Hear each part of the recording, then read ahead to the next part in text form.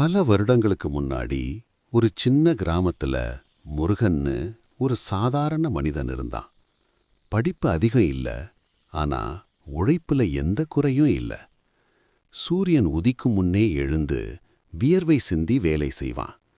அவனுக்கு அவன் அப்பா ஒரு நாள் சொன்ன வார்த்தை மனசுக்குள்ள ஆழமா பதிஞ்சிருந்தது. நேர்மை இருந்தா வாழ்க்கை ஜெயிக்கும். ஒரு நாள் சுலப லாபம்னு சொல்லி அவனோட சேமிப்ப ஒரு தவறான இடத்துல முதலீடு பண்ண சொன்னாங்க. முருகன் நம்பிட்டான். ஆனா காலம் அவனை ஏமாட்டிச்சு. பணம் போச்சு, நம்பிக்கை உடைந்துச்சு. அந்த இரவு அவன் தனியா உட்கார்ந்து ஒரே கேள்வி கேட்டான். நான் ஏன் விழுந்தேன்? பதில் எளிதா இருந்தது. உழைப்ப விட்டுட்டு சுலபமான வழிய நம்பியதால. அடுத்த நாள் முதல் முருகன் மீண்டும் உழைப்ப நம்ப ஆரம்பிச்சான்.